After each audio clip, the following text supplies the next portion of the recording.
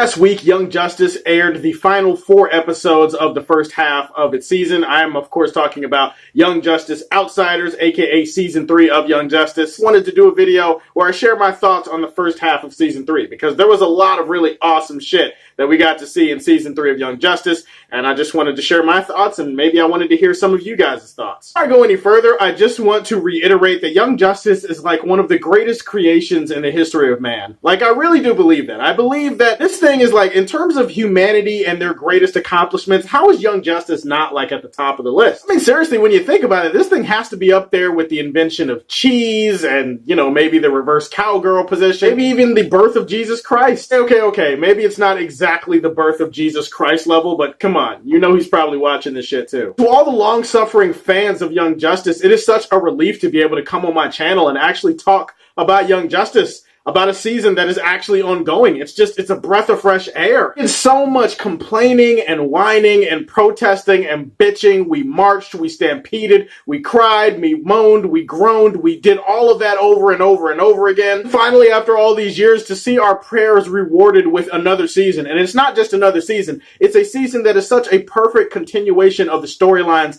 and the characters that were set up in Seasons 1 and Season 2.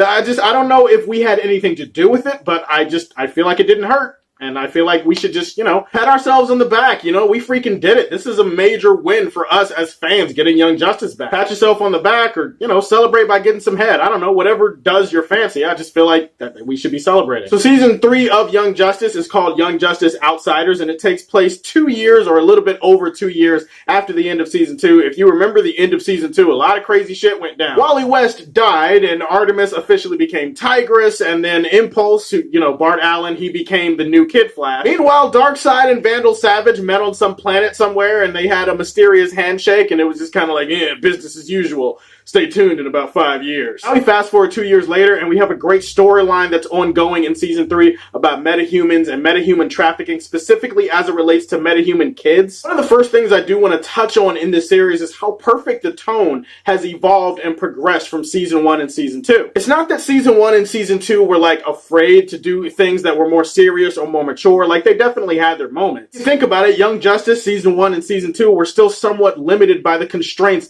of a budget for a network that was designed for kids. And here, Young Justice Season 3 Outsiders, it feels like it's right at home on the DC Universe app. Or, whatever illegal streaming service you're using to watch the show illegally. I mean, hey, I'm not judging.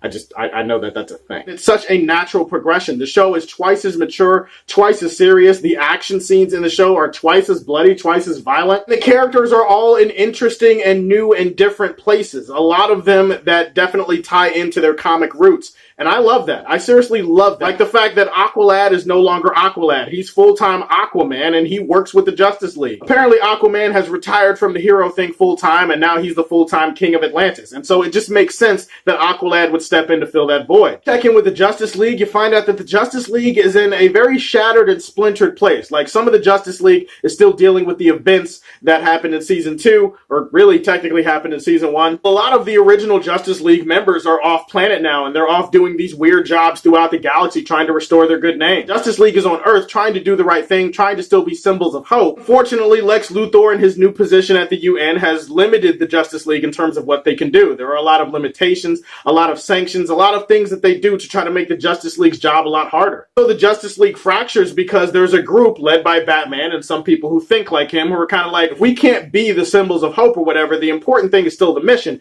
So let's let the UN keep limiting the Justice League. Let's just splinter off into other groups and let's just do our own thing. And I love this because this introduces the politics of the Justice League, and it presents it in a real world setting that makes sense, and it makes sense to the characters. We're literally like 1 episode in and shit was already getting awkward. Think about how awkward it is for Dinah and Ollie. I mean, basically Ollie was with Batman. He was like, yeah, let's quit the Justice League. And Dinah was like, hey, you ambushed me. You knew I wasn't going to go along with this.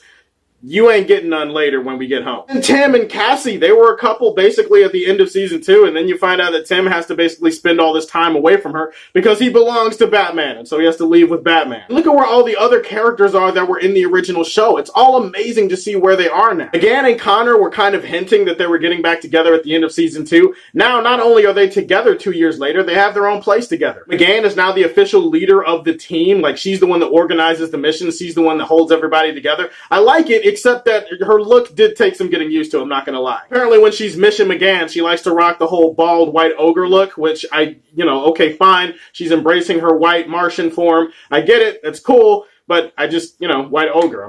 She doesn't like hair, apparently. Shake up the game in the first few episodes by having Connor actually proposing to McGann. That's right, they get engaged. Even though I was really, really happy at that shit, I was also sitting there like, okay, this is happening a little bit too soon. Are you guys setting it up for one of them to die?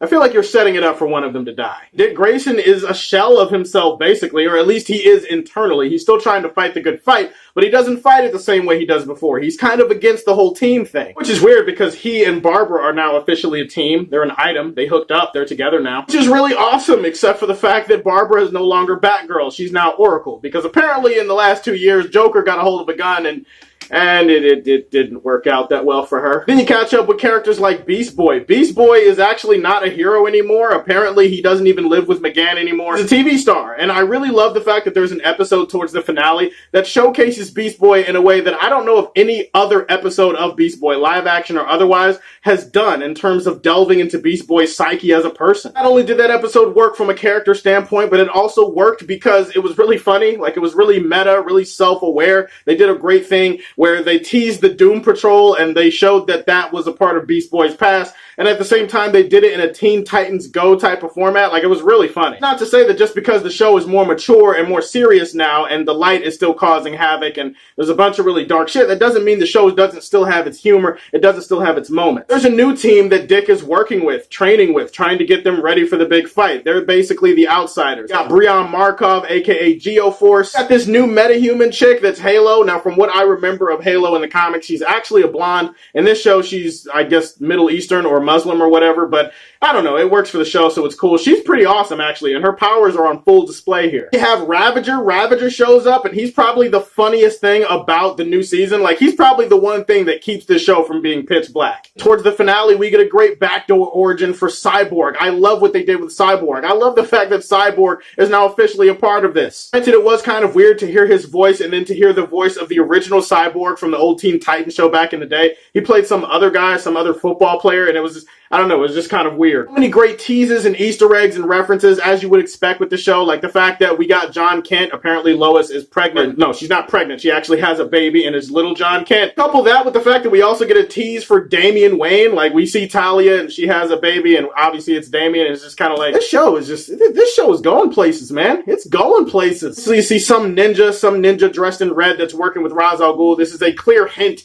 at Red Hood, another clear sign of things to come. Great tease for other characters in the show too, like Holocaust. He shows up somewhere towards the finale. Bluebird, she has a cameo in this thing. Tim Drake also has his own little sub-team that's working with him, and they all report to Batman. You've got Arrowette, you've got Spoiler, you've got Orphan. It was really awesome to see all of them. The story is very heavy on the metahuman trafficking, and it all leads to a place where you feel like the last half of the season is really going to hit the ground running, and there's a lot of surprises left in store. Tara shows up towards the finale, and it definitely seems like they're hinting towards some Judas contract type shit, which is just a reminder that Tara is just always going to be a bitch. Tara's always going to be that one piece of shit character that just betrays people.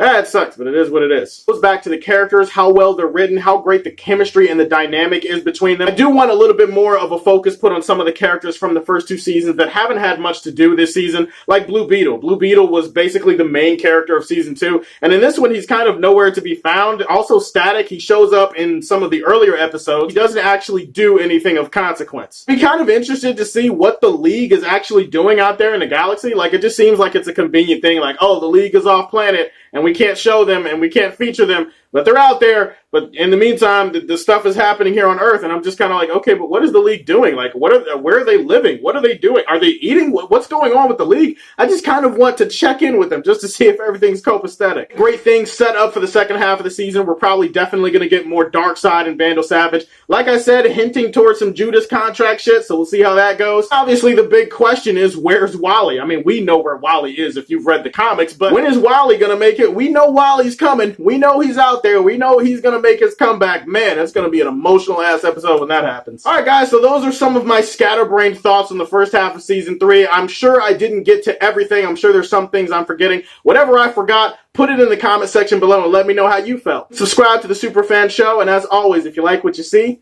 tell me how you feel, and stay tuned to hear more from the Man of Steel. Peace.